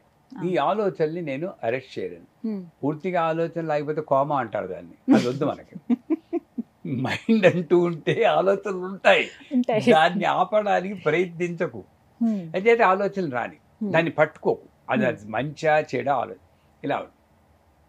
ఈ సమయంలో మీ బాబిగాడు ఎవడో వచ్చి అక్కడ ఉన్న ఫ్లవర్ వేజ్ని తోసేయడానికి చూస్తారు. అప్పుడు మీరు రియాక్ట్ అవ్వకుండా ఉండగలిగితే ధ్యానం. అది కదలకో, తోసేయకో అంటుంటారు. ఇంకేం ధ్యానం అది? చాలా మంది చేసే పనే అది, కళ్ళు మూసుకునేది. అందుకే గురుజీ కళ్ళు మూసుకుని నువ్వు ధ్యానం చేస్తే అసలు నువ్వు ఏది వినబడకూడదు. ఒరే చప్పుడు చేయకుండా నేను ధ్యానం చేస్తున్నాను, ధ్యానం ఎక్కడ చేస్తున్నావు? చప్పుడు మీద ఉంది నీ దృష్టి. భగవంతుని మీకు దృష్టి ఉంటే చప్పుడు వినబడకూడదు. అది కష్టం. అంటే నేననేది ఏంటంటే, నీ మైండ్ రియాక్షన్ తగ్గించుకో. ఒకటి నామస్మరణ, రెండోది ఏమిటి, భగవంతుడు విగ్రహంలోనే ఉన్నాడు, పూజ గదిలోనే ఉన్నాడు అని బయటపడ్డాం. మూడోది ఏమిటంటే నాన్ రియాక్టివ్ నేచర్ని అలవర్చుకోవాలి. కష్టం. ఎంత ఫ్రీక్వెంట్గా రియాక్ట్ అవుతాం, ఎంత వైలెంట్గా రియాక్ట్ అవుతాం. ఆ రియాక్షన్, ఇప్పుడు మీరు ఏదో అన్నారు, నా కోపం వస్తుంది, వెంటనే హయ్యమంటాను. తర్వాత మీరు మీ ప్రసక్తి వచ్చేటప్పటికి నా మొహంలో మార్పు వచ్చేస్తుంటాం. అంటే ఆ రియాక్షన్ ఇంకా నాకు ఉంది. ఇవన్నీ తగ్గించుకోవాలంటే ఓపెన్ ఐ మెడిటేషనే మనం ఇలా నిలిచి కూర్చోవాలి. సో వాడు వస్తున్నా సరే ఎలాగో అలా కంట్రోల్ చేసుకుని, వాడు తోసేస్తాడు, సరే ఏడుపు వస్తున్నా ఒక నవ్వు పెట్టుకుని కూర్చోండి. మీరు నమ్మరమ్మా, ఒక 40 రోజులు ట్రై చేయండి. నెక్స్ట్ టైము మీరు ఆ కూర్చుంటే బాబిగాడు రాబోయి ఆగిపోతాడు. Your consciousness will flow. మీరు మాట చెప్పక్కర్లేదు, ఒరే ఆగరా అనక్కర్లేదు. ఈ శబ్దం లేనటువంటి ఒక సూచన వాడికి వెళ్ళిపోతుంది. దానికి భాష అక్కర్లేదు, మాట అక్కర్లేదు, శబ్దము అక్కర్లేదు, ఆగిపోతాడు అక్కడ. అది ధ్యానం. ఇది పద్ధతి. ఇలా కనెక్ట్ అవ్వచ్చు. ఇది కరెక్ట్. ఆల్రెడీ కనెక్ట్ అయ్యున్నావు, తెలుసుకోగలుగుతాం. నువ్వు రియాక్ట్ అయ్యి దూరం అవుతున్నావు. ఆ రియాక్షన్ నువ్వు తగ్గించేవంటే ఆటోమేటిక్గా. సో 3 సూత్రాలే. ఒకటి ధ్యానం, నామస్మరణ, ఏదో ఒకటి. నేను నరసింహ జయంతి ఏదో మొన్న అయింది, నరసింహస్వామి గుడికి వెళ్ళాం. ఆవిడెవరో వచ్చారు, నరసింహ నరసింహ నరసింహ నరసింహ నరసింహ నరసింహ నరసింహ నరసింహ. ఏం ధ్యానం అండి? నీకు స్తోత్రం కావాలా, ఇంత వేదం కావాలా? ఏం అక్కర్లేదు. నరసింహ నరసింహ నరసింహ నరసింహ నరసింహ, రామ రామ రామ రామ రామ రామ, ఏదో ఒక నామం చెప్పుకుంటూ ఉండు. కూర్చుంటే రామ, నిల్చుంటే రామ. ఎవరైనా చెప్పారు శివశివ అనేవారు, ఎవరైనా చెడు మాట చెప్తే శివశివ అనేవారు. ఇప్పుడు అయ్యో అంటున్నాం. ఇది మానేయండి. శివశివ, ఎక్కడ నామం చెప్పగలుగుతావో అక్కడ చెప్తూ. మా అమ్మగారి దగ్గర నేను వింటానండి కృష్ణ, ఎక్కువగా ఆ మాట వస్తుంది ఆవిడికి. అన్నం పాలు పొంగిపోయిన కృష్ణ, శివశివ అంటుంటారు వాళ్ళు. ఎందుకంటే వాడు భయం, అమ్మా ఎప్పుడు పోతుందో తెలియదు. ఇట్లా మాట్లాడుతూ కూడా ప్రాణం వదిలేయచ్చు నేను. అంటే నేనేం చేయాలి? ఎంత తక్కువ ఫ్రీక్వెన్సీలో భగవన్నామం చెప్పగలుగుతానో నేను మైండ్కి అలవర్చుకోవాలి. ఎందుకంటే ప్రాణప్రయాణ సమయే నారాయణ శబ్ద మాత్రమే పునర్జన్మ నశ్యతి అన్నాడు.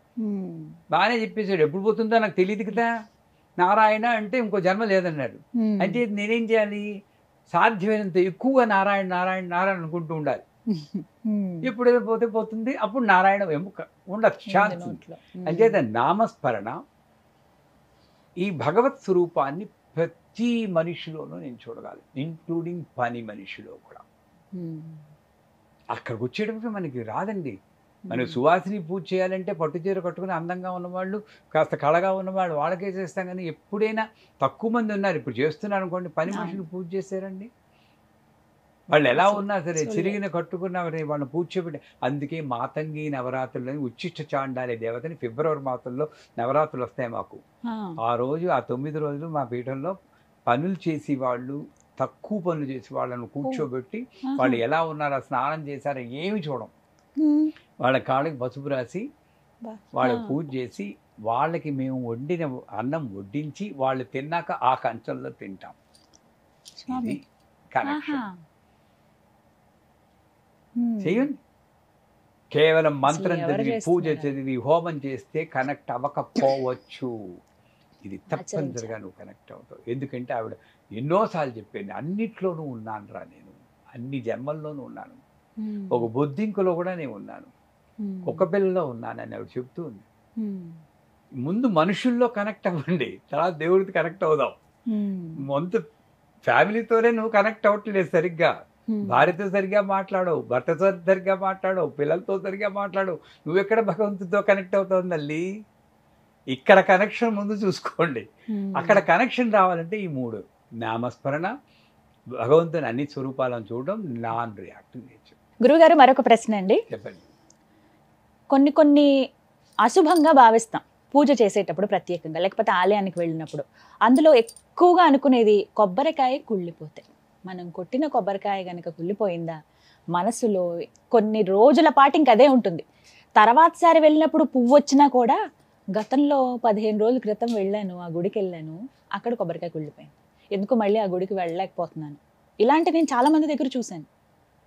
అంటే ఇలాంటివి ఇంకా చాలా ఉన్నాయి. ముందుగా కొబ్బరికాయ గురించి అడుగుతున్నాను మిమ్మల్ని. అసలు కొబ్బరికాయ కుళ్ళిపోతే దేనికి సంకేతం అండి? పూజలోనే కాదు, మన జీవితంలో అనేక సంఘటనలు జరుగుతాయి. అమ్మవారి దృష్టిలో అది సంఘటన, కానీ మన దృష్టిలో మన బుద్ధిని ఉపయోగిస్తాం. కానీ అది మంచి సంఘటన, చెడు సంఘటన అని స్టాంపులు వేస్తున్నాం మనం. ధర్మాధర్మ విభజిత, సవ్యాపసవ్య మార్గస్థ, లలితా సహస్రం పరిచయం ఉంటే మూర్త అమూర్త, నిత్యతృప్త అనిత్యతృప్త, 2 పదాలు ఉంటాయి. అవును అని. మనకి గణపతి యంత్ర పూజలో స్క్వేర్లో 8 మంత్రాలు ఉంటాయి. ధర్మాయనమ, జ్ఞానాయనమ, వైరాగ్యాయనమ, ఐశ్వర్యాయనమ అని. అది 4 బాగానే ఉన్నాయి. ఇంకో 4 ఏమిటంటే అధర్మాయనమ, అజ్ఞానాయనమ, అనైశ్వర్యానమ, అవైరాగ్యానమ. అంటే ఏమిటి? నెగిటివ్ ఎక్కడుంది? ఇక్కడ ఉంది. మరి గణపతి పూజలో అది కూడా ఒక మంత్రం అయితే, మనం మామూలు జీవితంలో ఉన్నవే సంఘటనగా భావించాలి. అసలు పూజలో పూజ చేయడానికి కూర్చోవడానికి ముందే పూజకు కావాల్సిన వస్తువులన్నీ మంచిగా ఉన్నాయా లేదా అని చూడాల్సిన బాధ్యత నాది. నిజం. ఓ పువ్వు బాగుందా లేదా, హ్మ్. శబరి మనకి ఆదర్శం. హ్మ్. ఆవిడ కొరికినట్టు అన్ని కొరికేం మనం. కనీసం అది ఒక తత్వం తీసుకుని అవును. ఓ కొబ్బరికాయ కొన్నప్పుడు కాస్త ఇలా కొట్టామనుకోండి, టంగ్ టంగ్ అని శబ్దం వచ్చిందంటే మంచిది. హ్మ్. మనకి అసలు ఓపిక లేదు కదండి. పూజ మనం ఫాస్ట్ షాప్కి ఫాస్ట్గా వెళ్తే వెళ్ళిపోతాం. హ్మ్. అమ్మ బ్లౌజ్ పీస్ దేనికమ్మా, పూజకేలేండి అంటే అలక్ష్యం. హ్మ్. ఎక్కడే పూజకండి మంచిది ఇవ్వండి, ఉత్తమమైనది ఇవ్వండి అడిగిన వాళ్ళు ఉన్నాం. హ్మ్. ఉత్తమమైనది ఉండాలి. హ్మ్. అంచేది నేను కొబ్బరికాయ కొట్టి ఇలా కొట్టి చూస్తాం. హుహు. టంగ్ అంటే బాగుంటుంది, సాధ్యమంత వరకు బాగుంటుంది. బోలు శబ్దం వచ్చిందంటే డెఫినెట్గా అది కుళ్ళింది. హ్మ్. అది నేను ప్రయత్నించటం లేదు. హ్మ్. ఒకవేళ అంతా చేసే చూసుకున్నాక. కూడా అది ఒకవేళ కుళ్ళిందే అనుకో, హ్మ్. అప్పుడు లేని ఫ్యూచర్ని నేను ఊహించకుండా, అమ్మా ఏదో నేను నా నడవడికలో తప్పు ఉంది, హ్మ్. దాన్ని సూచనాప్రాయంగా చెప్తున్నావు, హ్మ్. దాన్ని ధర్మ మార్గంలో నడిపించి బాధ్యత కూడా నీదే తెలిపి అక్కడిక్కడ మర్చిపోవాలి. హ్మ్. అంతేగాని దీనివల్ల ఏదో చెడు జరుగుతుందని లేని చెడుని ఊహించడం తప్పు. హ్మ్. దీంతో పాటు ఇంకొకటి కూడా ఉంటుంది. దీపం పెడతాం, అవును. అమ్మవారి చీర ఏదో అంటుకుంటుంది, కొంచెం కాలుతుంది. హ్మ్. అది ఓ రోజు కర్మకాలి శుక్రవారం అయి ఉంటుంది అనుకోండి. ఇంకా ఈవిడేది అంతే. పక్కింటి వాడిని అడుగుతుంది, అమ్మో అయిపోయిందమ్మా చాలా అశాంతి, ఏదో హ్మ్. పెద్ద పెద్ద శాంతులు చేయించాలని ఆవిడ చెప్తుంది. తెలియదు. ఆ. నాకు న్యూజిలాండ్లో ఉన్నప్పుడు మేము అక్కడ 5 ఏళ్ళు ఉన్నాం. హుహు. నవరాత్రులు మొదలుతుంటే కరెక్ట్గా 8వ రోజు అయ్యేటప్పటికి అష్టమి. దుర్గాదేవి హ్మ్. దుర్గాష్టమి. అష్టమి. హ్మ్. ఆ రోజు అమ్మవారిది పెట్టి సప్తమి నాడు కూర్చున్నాను, హ్మ్. అయిపోయింది, రాత్రి పడుకున్నాం. పొద్దున్న లేచేపటికి అమ్మవారి చిన్న విగ్రహమే హ్మ్. మొత్తం చీర కాలిపోయి అమ్మవారి ముఖం నల్లగా అయిపోయింది. అయ్యయ్యో! హ్మ్. నా భావన ఏంటి తెలుసా అండి, మా ఏమని? గురువు గారు అనుగ్రహం, ఆయన ఇచ్చిన ట్రైనింగు, అమ్మ అనుగ్రహం వల్ల ఎంత కరుణ తల్లి, నా పంచి కాలాల్సింది నీ చీర కాల్చుకున్నావు, బా. హ్మ్. నన్ను ఎంత రక్షించావు తల్లి, నీ మొహంతా నల్ల చేసుకున్నావే, ఈ హ్మ్. కరుణకు అంతుందా, నేను శుభ్రంగా తుడిచేసి మళ్ళీ పూజ చేసుకున్నాను. ఎందుకు ఆ. భావించాం అది? హ్మ్. ఆవిడ మనల్ని రక్షిస్తుందనుకోండా భక్షిస్తుందని అనుకుంటున్నావు నువ్వు. హ్మ్. నువ్వు పూజ నెగెటివ్‌గానే చేస్తే చూస్తాం. ఎందుకు శిక్షిస్తుంది అసలు? హ్మ్. పోని అంత భయం ఉంటే ఆ దీపం ఏదో కాస్త దూరంగా పెట్టవచ్చు కదా. హ్మ్. దూరంగా పెట్టి కూడా గాలి వచ్చి పడిపోతే అది వేరే విషయం. అప్పుడు సో అంచేత పూజ చేస్తున్నా చేయకపోయినా జాగ్రత్తలు. ఎప్పుడూ రక్షిస్తూనే ఉంటుంది. హ్మ్. ఉద్యోగం వచ్చిందా ఆనందించు, ముక్తికి వచ్చింది. పోయిందా ఆనందించు, పూజ చేసుకోవడం కాస్త టైం దొరికింది. అలా చూడాలి. హ్మ్. అలా అనుకున్నామంటే a person who takes a difficulty as an opportunity will become a saint. Hmm. వీడికి ఉద్యోగం పోయినా కూడా ఇంత భక్తి ఏంట్రా బాబు, వీడు ఇలాగా ఇంత ధ్యానం చేస్తున్నాడు అయిపోతే అని. యోగి అయిపోతాడు, అక్కడ మణిదీపంలో చోటు ఇవ్వాలని హ్మ్. వెంటనే ఉద్యోగం ఇచ్చేస్తుంది వాడికి. హ్మ్. ఇది కరుణ. సూక్ష్మం. హ్మ్. ఆరతి తిప్పుతాం, ఆరతి ఇలాగా చాలా మందికి ఉన్నటువంటి సందేహం గురువుగారిది. నా తర్వాత ప్రశ్న కూడా అదే. ఇలా దానికి లోకంలో జరిగేదేనమ్మా నిజమండి. ఇదంతాను. హ్మ్. ఈవిడేం చేస్తుంది హ్మ్. మరి భక్తి పారవశ్యం ఏదో హ్మ్. ఇలా పాట పాడేస్తూ గడగడ గడగడ తిప్పేస్తూ ఉంటుంది. హ్మ్. మరి ఫోర్స్గా తిప్పితే ఏ ఆరతి అయినా కొండకేస్తుంది. హ్మ్. నువ్వు అమ్మో అశుభం. ఆదిపో. ఏదో జరుగుతుంది అని భావన. అప్పుడు ఏం చేయాలి? ఆ భయం ఉన్నప్పుడు నాకు ఆరతి అప్పుడప్పుడు ఆరిపోతుంది, మళ్ళీ ఇంకోటి వేసి వెలిగిస్తాను. అసలు పట్టించుకోను నేను, హ్మ్. మళ్ళీ వెలిగించుకుంటాను అంతే. లేదా నువ్వు మెల్లిగా ఇలా ఒక సర్కిల్ మళ్ళీ ఇలా గుళ్ళల్లో చూడండి, ఎంత గుళ్ళల్లో ఇలాగే ఇస్తారా గడగడగడ అని? వాళ్ళని చూసి మనం నెమ్మదిగా. నేర్చుకోవాలి కదా. హ్మ్. ఎలా ఇస్తారు? ఇలా మెల్లిగా తిప్పి ఒక సర్కిల్, మళ్ళీ ఒక పైకి ఇట్లా. స్టేట్ బ్యాంక్ సింబల్ అంటాను నేను. హ్మ్. నిజం. అంటే ఈ సర్కిల్ ఏంటి? హ్మ్. ఆవిడ చుట్టూ ఉన్న ఆరా అంటారు, ఆరాలో ఉన్న శక్తి ఈ దీపంలోకి వస్తుంది. హ్మ్. ఈ స్ట్రైట్ లైన్ ఏంటి? విగ్రహం అని అంటారు, చక్రాలు ఉంటాయి, ఆ చక్రాల్లో ఉన్న శక్తి ఈ దీనిలోకి వస్తుంది. సో ఓ. ఆరా అని చక్ర. పైకి. ఇదంతా వచ్చాక అంత శక్తిని మనం భరించలేం కాబట్టి డైల్యూట్ చేయడం కోసం ఒక చుక్క నీళ్ళు వేస్తాం. అది కూడా దాన్ని ఆర్పేయమని కాదు, ఆ ప్లేట్లో వేయమని. కొంచెం తర్వాత కళ్ళజోడు తీసి 2 చేతులు పెట్టుకుని ఆ వేడిని ఇక్కడ అద్దుకుంటాం. అంతేగాని నా కర్మని ఇలా బాదుకుంటూ ఉంటారు కొంతమంది, ఆరతద్దుకోవడం అన్నమాట. ఇది కాదు ఆరతద్దుకునే పద్ధతి. దగ్గరికి వెళ్ళి ఇలా తీసుకుని డాన్సర్ లాగా ఆ వేడిని నేను అనుభవించాలి. ఇవన్నీ మానేసి నేను గరగరా తిప్పితే ఆరకేం చేస్తుంది? హారతి తీసుకునే సమయంలో కొంతమందికి ఇలా ఆరిపోతూ ఉంటుంది, అది అశుభం అని భావిస్తారు. అది ఏమి కూడా కాదు. నువ్వు వేసిన కర్పూరం చాలలేదు అవి. నువ్వేమో రాగమాలికలా ఇంత పెద్ద పాట పాడేస్తూ ఉంటావు, వేసి కర్పూరమే అది ఎక్కడ వస్తుందండి? నువ్వు రాగమాలకి పాడినప్పుడు కాస్త ఎక్కువ కర్పూరం పెట్టుకో, తీసుకోవాలి, బుర్ర దాని మీద పెట్టుకో. అసలు నాకు కర్పూరం ఉందా లేదా అన్న దృష్టి ఉండకూడదండి. నేను చాలాసార్లు ఉత్తిపెళ్ళాన్ని తిప్పేసానమ్మా. అసలు దృష్టి ఉండకూడదు తల్లి. నీ దృష్టి ఎవరి మీద ఉండాలి? అమ్మ మీద ఉండాలి. అమ్మ మీద ఉన్నప్పుడు ఎలా పళ్ళని తిప్పుకుంటూనే ఉంటాం. ఎవడో చెప్తారు ఏమైనా గురుగారు, అప్పుడు కూడా ఏం లేదు, ఓకే ఓకే వెలిగించు. ఇది ఉపాధులు అన్నది నేను గ్రహించినప్పుడు దానికి ఎంత ఇంపార్టెన్స్ ఇవ్వాలో అంతే ఇవ్వాలి. కానీ ఉపాధే నా జీవిత లక్ష్యం అనుకుంటే ఇలాగే ఉంటుంది జీవితం. ఉపాధులు ఇవి. అసలు ఇదేంటంటే భక్తి.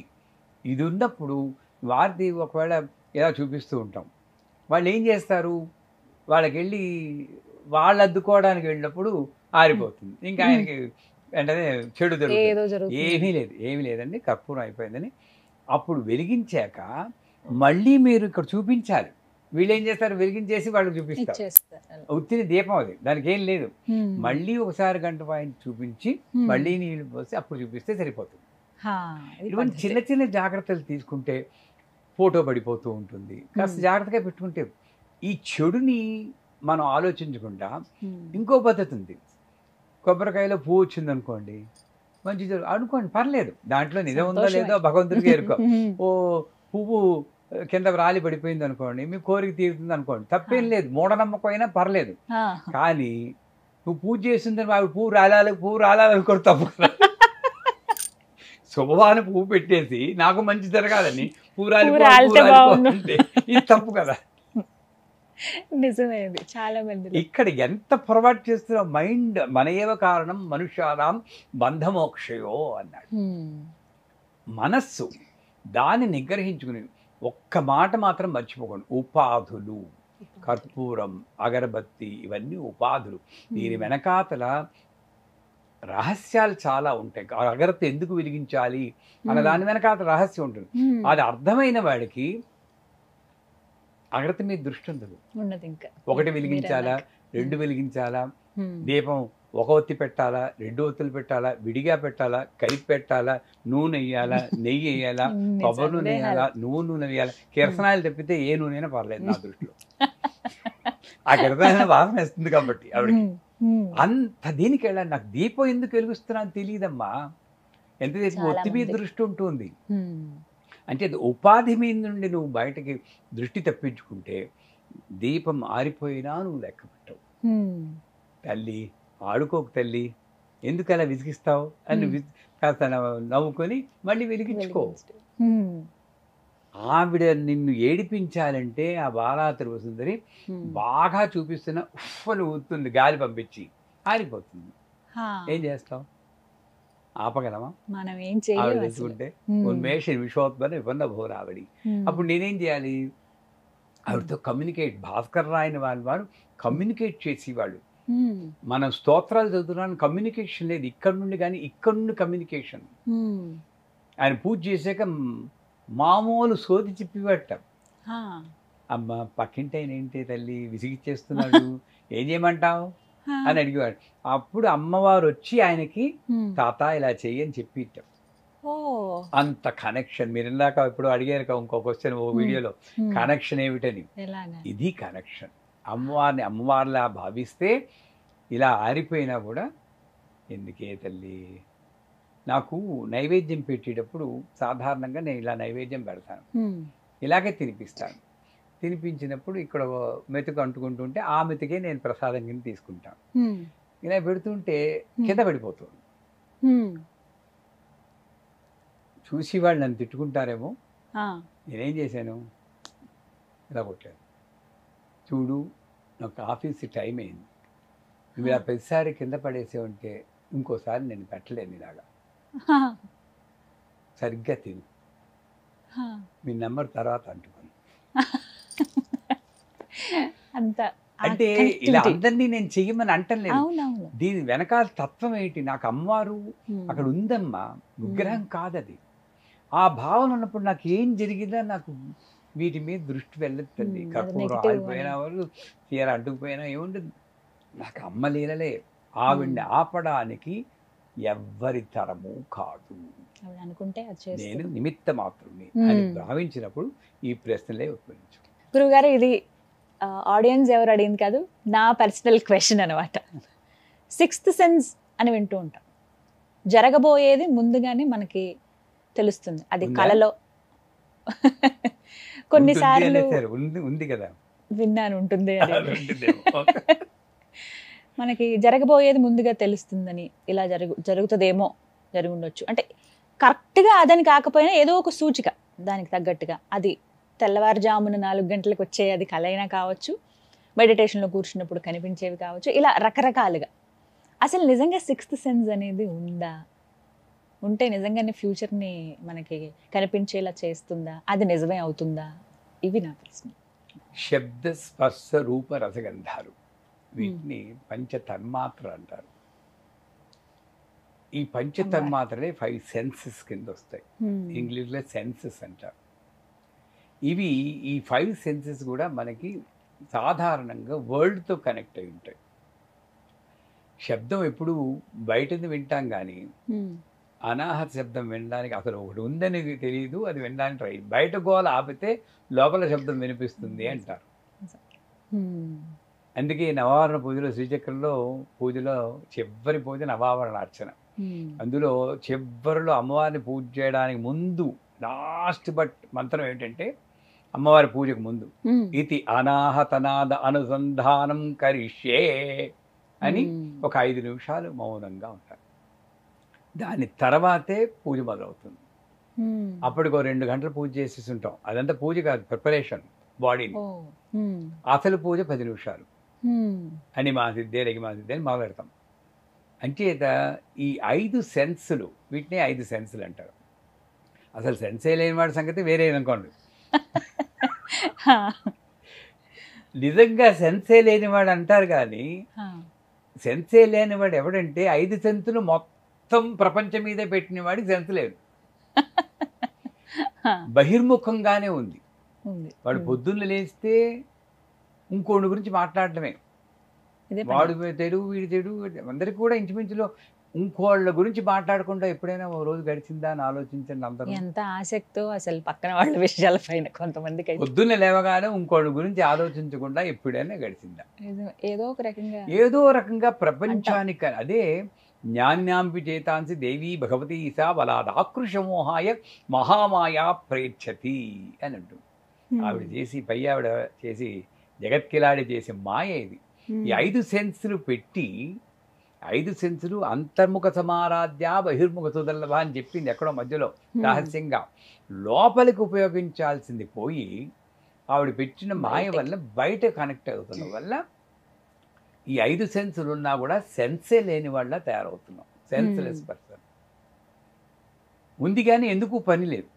నా గురించి అసలు నేను ఎవరిని, ఎందుకు పుట్టాను, ఇది నాకు అవసరమా, వెనక్కి తిరిగి చూసుకుంటే ఈ కోరిక కోసం నేను ఎంత కష్టపడ్డాను, నిజంగా నాకు సుఖపడ్డానా లేదా. ఇప్పుడు మరోలా అనుకోకండి, pleasure is an interval between 2 pains అంటారు. మేకప్లే ఉన్నాయి, ఆడవాళ్ళు అందరూ క్షమించాలి, ఫేషియల్. నేను చాలా అందంగా కనబడ, అందం లేను పెయిన్ పెయిన్ పెయిన్ పెయిన్ వెళ్ళి 5,000 6,000 కనబడి గోల్డెన్ ఫేషియల్ ఉంటాయి కదా, శాండల్ హైడ్రా ఫేషియల్ ఇప్పుడు కొత్తగా ఉంది ఫేషియల్. వాళ్ళు అంటారు ఏమంటే సోప్తో కడుక్కుంటే పోతుందని. ఇక అక్కడ ఆ ప్లెజర్ మాత్రం ఒకసారి ఓ నిమిషం ఉంటుంది, పోతుందేమో పోతుందేమో పోతుందేమో పెయిన్. ఈ 2 పెయిన్స్ మధ్యలో ఉండేదేనా? సో ఈ సెన్సులన్నీ నేను బయట ఉపయోగించుకోవడం వల్ల నాకు శాంతి లేకుండా పోయింది. కానీ శ్రీ విద్య అనబడే గొప్ప ఉపాసన వల్ల ఎప్పుడైనా అవకాశం ఉంటే శ్రీ విద్య గురించి మాట్లాడుకుందాం. గొప్ప ఉపాసన వల్ల ఈ సెన్సులన్నిటినీ లోపలికి తీసుకోవడం తెలుస్తుంది. ద్రాం ద్రీం క్లీం బ్లూం సహ అని ఈ 5 సెన్సులకి 5 ముద్రలు ఉన్నాయి. ఈ 5 ముద్రలు చూపిస్తూ అమ్మవారితో అనుసంధానం చేస్తే అమ్మ ప్రతి శబ్దంలోనూ నిన్నే చూసి అనుగ్రహం నాకు కలిగించు అని చెప్పి అట్లా వెళ్తుంది దాని వర్ణన అంతా. శబ్దము, ఈ కుర్చీలో కూర్చున్నాను అనుకోకూడదు. హ్రీం ఆధార శక్తి కమలాసనాయ నమః. అమ్మ నీ ఒళ్ళో కూర్చున్నాను తల్లి. ఆహా, కుర్చీలో కూర్చున్నా కూడా అమ్మ ఒడి అనుకుంటే కుర్చీని నేను క్లాత్ పెట్టి పటా పటా కుట్టి శుభ్రం చేయను, ఇలా శుభ్రం చేస్తాను. ఇది 5 సెన్సులు లోపలికి వెళ్ళడం. ఎక్కడ చూసినా అమ్మ లోపలికి వెళ్ళి నా గురించే నేను ఆలోచిస్తూ, అంటే నేను ఎవరిని ఎందుకోసం, పర్పస్ ఏమిటి అని ఆలోచించగలిగినప్పుడు అప్పుడు మీరన్న 6th సెన్స్ వస్తుంది. అదేమిటి? ఈ భూమండలానికి అతీతంగా పైన ఉంటుంది. ఇది శ్రీచక్రంలో ట్రయాంగిల్ ఉంటుంది కదా, ఈ ట్రయాంగిల్ పైన ఏముంది? బిందు. ఈ బిందువే ట్రయాంగిల్ గా విడిపోయింది. అంచేత బిందువుకి తెలుస్తుంది ఏం జరుగుతోందో. నడిపివాడు నడిపించేవాడు అన్ని వాడే. ఏం చేసావు అన్ని బ్యాలెన్స్ షీట్లు అక్కడ జరిగిపోతూ ఉంటాయి. ఆ 6th సెన్స్ కనెక్ట్ అవుతుంది. ఎందుకు? ఈ 5 సెన్సులు లోపలికి వెళ్ళిపోయాయి కాబట్టి. వీడికి ప్రపంచం ఉండదు కాబట్టి ఆ పై మండలంలో కలుస్తారు. అప్పుడేమిటి జరగబోయేది కూడా తెలుస్తుంది. కానీ అక్కడ ఒక చిన్న ప్రమాదం ఉంది. ఈ 5 సెన్సులు కరెక్ట్గా ఉపాసన చేయకుండా అప్పుడప్పుడు ఈ 6th సెన్స్ వస్తూ ఉంటుంది కొంతమందికి, మధ్యలో లీక్ అవుతున్నట్టు. వాడేంటి తట్టుకోలేడు. ఇప్పుడు రేపు పోతామని ఎవరికైనా తెలిసిపోయింది అనుకోండి, ఏం చేస్తారు? మృత్యుంజయ హోమం చేస్తారు. కానీ సిద్ధంగా మునుల్లాగా జపం చేసుకుంటూ కూర్చోమని చెప్పండి, 6th సెన్స్ అంటాం. కానీ అది తట్టుకోగలిగిన శక్తి రావాలి. నాకు శక్తి రావాలంటే సరైన ఉపాసనతో ఈ 5 సెన్సులు లోపలికి వెళ్ళినప్పుడు, అప్పుడు గణపవరం అని భీమవరం దగ్గర ఉంది, ఒక ఆయన ఫలానా రోజు చచ్చిపోతానని చెప్పి అందరికీ ఉత్తరాలు రాసి, కార్డులు, ఆ రోజుల్లో కార్డులు రాసి అందరినీ పిలిచి భోజనాలు పెట్టి, నిజంగా జరిగింది. నేను మీ 6th సెన్స్ అనేది నేను చెప్తున్నాను. అన్నీ అయిపోయింది, తమలపాకు వేసుకున్నాడు, మధ్యలో మండువా లోగలి కూర్చున్నట్ట, భార్య కేసు చూశారు, మరి నేను ఉంటాను అన్నట్ట, కళ్ళు మూసుకున్నాడు, ఠప్ అని కపాల మోక్షం అని వదిలేశాడు. ఇది 6th. మరి ఆ సెన్స్ చేయగలగాలి. దానికి ఏంటి? మనం ఈ మధ్యలో లీక్ అయ్యి ఏదో కళ్ళలో వస్తుంటే అదేదో 6th సెన్స్ అనుకుని ముందు రాబోయి చెడు జరుగుతుంది అనుకుంటాం. ఈ 6th సెన్స్ని చెడుకు ఉపయోగించకుండా మంచికే ఉపయోగించుకుంటే కొన్నాళ్ళకి మంచి జరుగుతుంది. ఏదైనా మంచి జరుగుతుంది అని వచ్చింది అనుకోండి, బాగానే మంచి జరుగుతుంది. చెడు వచ్చింది అనుకోండి, సరిగ్గా నాకు ఆలోచించలేక ఏదో వచ్చింది అనుకోవాలి. అంచేత 6th సెన్స్ అన్నది సరైన సాధన లేకపోతే అది ఒకప్పుడు విపరీతంగా కూడా మనకి కనబడుతూ ఉంటుంది. భవిష్యత్తుని గురించి మనకి ఆలోచించొద్దు. మనకున్నది వర్తమానం. ఇప్పుడు మీకు నాకు ఉన్నది ఇది అని గ్రహించేటప్పుడు భూతం అయిపోతూ ఉంటుంది. భవిష్యత్తు లేదు, భూతము లేదు, వర్తమానం. అందుకే శివుడు 3వ కన్ను తెరిచి ఎవరిని దహించాడు? మన్మధుడు. మనస్సుని వధించేవాడు మన్మధుడు. ఆ మన్మధుడు బాణాలు 5, అవే 5 సెన్సులు. ఆ 5 సెన్సుల వల్ల వాడు మనస్సు మధించి మనం కొట్టుకుంటున్నాం 5 సెన్సుల్లో. ఇది భూతము, పాస్ట్. ఇది శివుడు. పెయిన్. లోపలికి వెళ్తే ఎప్పుడైనా పెయినే. చిన్నప్పుడు ఎంత బాగుంది వాళ్ళని, బాగానే ఉన్నప్పుడు ఇప్పుడు ఆనందపడాలిగా. ఆనందం గురించి ఇప్పుడు ఎందుకు దుఃఖపడుతున్నావు? ఇది ఎవడో ఆలోచించడు. ఇది ఫ్యూచర్. ఫ్రస్ట్రేషన్, భయం, రేపు ఏమవుతుందో, ఈ వీడియో సక్సెస్ అవుతుందో లేదో, భయం. Pain, frustration. Future, frustration, past, pain. ఈ మూడో కన్నే ప్రజెంట్, వర్తమానం. ఇది పీస్.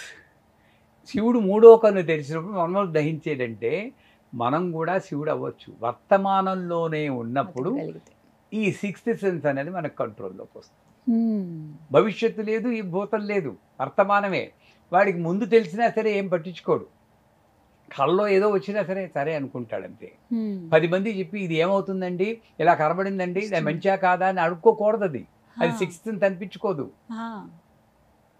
అది ఒక అతీతమైన స్థితి అని భావించినప్పుడు అప్పుడు మన్మధుడు దహించబడి మనకి శాంతి వస్తుంది. అంచేత ఈ కాంప్లికేటెడ్ సబ్జెక్ట్ సిక్స్త్ సెన్స్ అనేది, ఈ 5 సెన్సులు నాకు లోపలికి వెళ్ళినప్పుడు వర్తమానంలో ఉండే స్థితి నాకు లభించినప్పుడు అప్పుడున్న స్థితినే నేను సిక్స్త్ సెన్స్ అంటే అన్నీ తెలిసిపోతూ ఉంటాయి. ప్రతిదీ. నిడదవల్లో ఒక గొప్ప సిద్ధాంతి ఉండేవారు, లేరు. ఆయన 13 ఏళ్ల వరకు వాళ్ళ కూతురు జాతకం రాశారు. వాళ్ళు ఆవిడ అడిగారు, ఎందుకండి తర్వాత అవసరమైతే రాద్దాం అన్నారు. వెళ్ళిపోయింది ఆ పిల్ల 13 ఏళ్ళకి. సిక్స్త్ సెన్స్ తట్టుకోగలగాలి కదా, మరి తీసుకోగలగాలి. నిజమే అది. అంచేత ఈ 5 సెన్సెస్సే మనకి రియాక్షన్ ఉంటుంది. ఇది జరిగితే చేయాలి, చేయాలి. ఈ సిక్స్త్ సెన్స్లో రియాక్షన్ లేదు, కేవలం ద్రష్ట. ఇది ద్రష్ట. ఆ ద్రష్టగా మెరగడమే సిక్స్త్ సెన్స్ అన్నమాట. చక్కటి వివరణ అండి. ఏవో అపోహల్లో అంత ఇదిగా ఉంది, అంతటి ఒక తాటిపై తీసుకొచ్చారు. ఈ ఆలోచన, భావన మరీ ముఖ్యం. చక్కగా వివరించారు. అందరికీ ఎక్కువ మందికి ఉండేటువంటి ప్రశ్న ఏంటంటే, మేము ఎన్ని పూజలు చేస్తాం, ఎన్ని వ్రతాలు చేస్తాం, ఆ పండుగని ఈ పండుగని, పండగ వస్తే ఒక సంబరంగా ఉంటుంది, అమ్మవారి పూజలని అయ్యవారి పూజలని రకరకాలుగా చేస్తాం. ఎన్ని పూజలు చేసినా మాకున్న కష్టాలు మాత్రం తీరట్లేదు. పూజ చేసే కొద్దీ ఇంకా కష్టాలు ఎక్కువవుతున్నాయే తప్ప ఎక్కడా తీరిన దాఖలాలు అయితే లేవు. ఏమిటి బాధలు మాకు? ఎక్కువ పూజలు చేస్తే కష్టాలే ఉంటాయా అని అడుగుతున్నారు. మీ ప్రశ్నలో ఇంకోటి కూడా యాడ్ చేసుకోవాలి. అందరూ నాకే ఎందుకు ఈ కష్టాలు, ఇది మరీ ముఖ్యం అండి. వాడికి ఎందుకు రాలేదు, నాకే ఎందుకు వస్తున్నాయి అనుకునే వాళ్ళు చాలా మంది. ఏమండి, నిజంగా ఏ పని చేసినా అది మంచి అయినా చెడైనా every action has got an equal and opposite reaction. ఏంటది? Newton's third law of motion. మీరు ఫిజిక్స్లో చదువుకుంటారు, చిన్నప్పుడు చదువుకుంటారు. ఏం చేసినా దానికి రియాక్షన్ ఉంటుంది. సో నేను చేసిన కర్మలు బోల్డ్ ఉంటాయి, మీరు చేసిన కుప్పలు కుప్పలు కుప్పలు ఉన్నాయి. ఎన్ని జన్మలు ఎత్తామో ఎవరికి తెలుసు, కోటాను కోట్ల జన్మలు. మరి పూజ చేస్తున్నప్పుడు మోక్షం రావాలి కదా. ఎందుకంటే ఆవిడేమన్నారు, రామ అనే శబ్దం చెప్తే చాలు నీకు మోక్షం ఇస్తాను ఒకళ్ళు, నారాయణ అని చెప్తే మోక్షం ఇచ్చేస్తాను. అలా అన్నప్పుడు అది సత్యమే. నేను పూజ చేస్తే నాకు మోక్షం రావాలి. అలా అని నేను పూజ చేస్తే నాకు మోక్షం పాత కర్మలు ఎవడు చేస్తాడండి? అంచేత ఏమవుతుందంటే వీడికి ఇక్కడ ఎండ్ అయిపోవాలి. ఎండ్ అయిపోవాలంటే అవన్నీ తీసుకొచ్చి ఇక్కడే పడేస్తాడు. అంచేత ఆ కర్మలన్నీ అనుభవించాలని చెప్తుంది. నిజంగా ఇతని పరిపక్వమైన సాధన ఉంటే త్యాగరాజ్ తీసుకోండి, కబీర్ తీసుకోండి, సూర్యదాస్ తీసుకోండి, తులసీదాస్ తీసుకోండి, చోకామేళ తీసుకోండి. చోకామేళ జోళ్ళు కుట్టుకునేవాడు. ఆ జోళ్ళు కుట్టుకునేవాడు చచ్చిపోతాడు. నామదేవ్ అని ఒక మహాభక్తుడు, విఠల్ని పూజ చేశాడు. ఆయన కల్లో కనబడి విఠలుడు నా భక్తుడు మరణించాడు, ఆయన్ని ఆ అస్థికలు తీసుకొచ్చి నా దేవాలయ ప్రాంగణంలో పాతను అయినా అంటాడు. ఈయన కుళ్ళు వచ్చేస్తుంది. నేనే భక్తుడు అనుకుంటే విఠలుడు వచ్చి ఇంకో భక్తుడు తీసుకొచ్చి రమ్మంటే ఏంటి వెళ్ళి చూస్తే జోళ్ళు కుట్టుకునేవాడు. వాళ్ళు గోడ పక్కన కూర్చుని కుట్టుకుంటే గోడ కూలిపోయి అందరూ చచ్చిపోతారు. వాళ్ళందరినీ దహనం చేసేస్తారు వీళ్ళు. ఎవరు చోకామేళ వీళ్ళకి తెలియదు. అప్పుడు మళ్ళీ ధ్యానం చేస్తే విఠలుడు అంటాడు, ఎముకలు తీసుకుని చెవి దగ్గర పెట్టుకో, ఏ ఎముక నుండి విఠల్ విఠల్ అని ఆ ఎముక నా చోకామేళది అంటారు. మరి అంత నామస్మరణ చేసిన వాడు అకాల మరణం చెందాడు, చనిపోయాడుగా. ఎవ్వరూ కూడా మనం సుఖపడలేదమ్మా. భక్తులందరూ చాలా కష్టాలు అనుభవించారు. సీతమ్మ వారే కష్టాలు అనుభవించింది, ఆవిడకన్నా గొప్పవాళ్ళము మనం. అంచేత పూజలు చేస్తుంటే కష్టాలు పోతాయి అనుకోవడమే మన భ్రమ. కష్టాలు అలాగే ఉండొచ్చు, ఉంటాయని కూడా అంటలేదు, కానీ అది తట్టుకునే శక్తి ఇస్తుంది.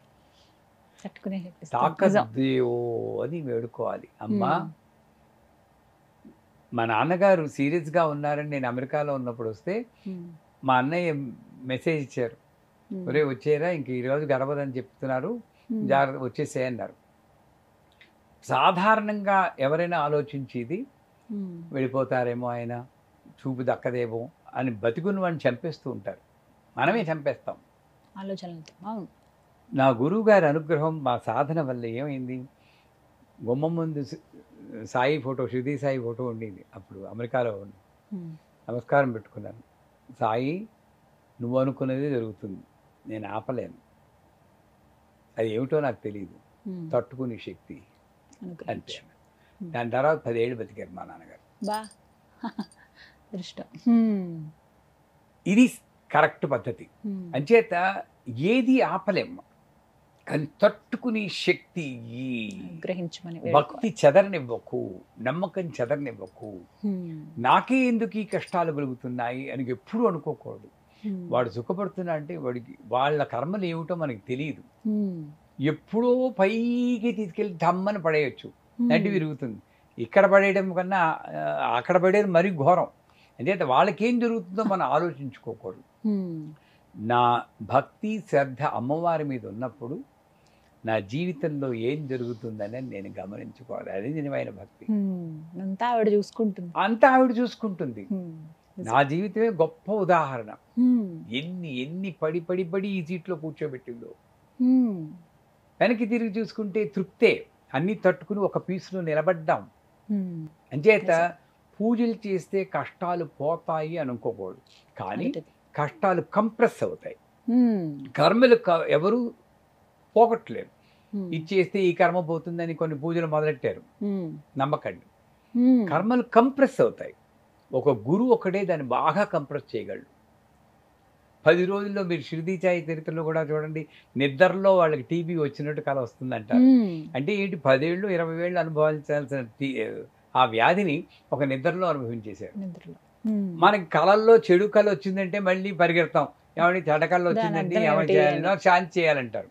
నిజానికి నిజంగా అనుభవించాల్సింది కళలో ఇచ్చింది, అంత అనుగ్రహం తల్లి అనుకోవాలి మనం.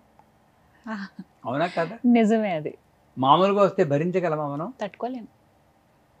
అది నిద్రలో వచ్చేటట్టు చేస్తూ ఉంటుంది.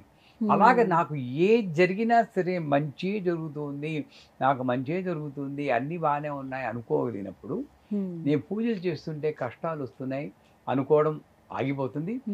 అన్నిటికన్నా వర్షం నాకే ఎందుకు ఈ కష్టాలని అవ్వాలనుకోకూడదు. వాడైనా సుఖపడ్డాడు పోని అనుకోవాలి. కానీ ఆ భావన అనేది భావదారిద్ర్యం అంటారు, దానివల్ల వచ్చేదే. అంచేత పూజ చేసేటప్పుడు నేనేం కోరుకోవాలంటే, నువ్వు కోరుకున్నట్లే నేను చేసిన కర్మ ప్రకారం నాకు జరుగుతుంది, దాన్ని భరించి శక్తి అనే కోరుకోవాలి. కష్టాలు తొలగిపోవాలని, కుంతిదేవి కూడా కష్టాలు తొలగిపోవాలని ఎప్పుడు కృష్ణుని కోరుకోలేదు. నాకు మళ్ళీ జన్మ అంటూ ఉంటే ఇలాంటి జన్మ ఏమను ఎవరైనా కోరుకుంటారండి? అంత భరించాక కోరుకోరు. మరి అలాంటి వాళ్ళని చూసి వాళ్ళని మనం నేర్చుకోవాలి. కానీ చిన్న చిన్న ఏమిటి కష్టాలు ఇంతకీ మనకి? ఓ ఉద్యోగం లేకపోవడం, ఉద్యోగం పోవడం, 2 పూట్ల తిండి, 2 జతల బట్టలు, పైన సీలింగ్, ఈ మినిమం అందరికీ దొరుకుతుంది.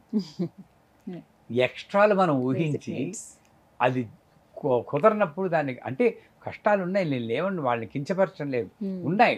కానీ నేను దాన్ని భక్తితో, నా పూజలతో దాన్ని తట్టుకునే శక్తి కోసం ప్రయత్నించాలి. కానీ కష్టాలు పోవడానికి ప్రయత్నిస్తే ఇలాంటి ఇలాంటి బాధలు కలగడానికి మనకి ఆస్కారం. ఇంకా అదనంగా ప్రతి ఒక్కరు తెలుసుకోవాలి ఈ విషయాలు. చాలా చక్కగా వివరించారు గురుగారు. ధన్యవాదాలండి. చాలా అమూల్యమైన సమయం మీది మా కోసం కేటాయించారు. ఇంకా ఎన్నో సందేహాలు ఉన్నాయి, సమయాభావం వల్ల ముగించవలసి వస్తుంది. మరొక కార్యక్రమంలో మళ్ళీ కలుద్దాం. నమస్కారం. సుమన్ టీవీలో మీ పర్సనల్ అండ్ బిజినెస్ ప్రమోషన్స్ కోసం కింది నెంబర్కి కాంటాక్ట్ చేయండి.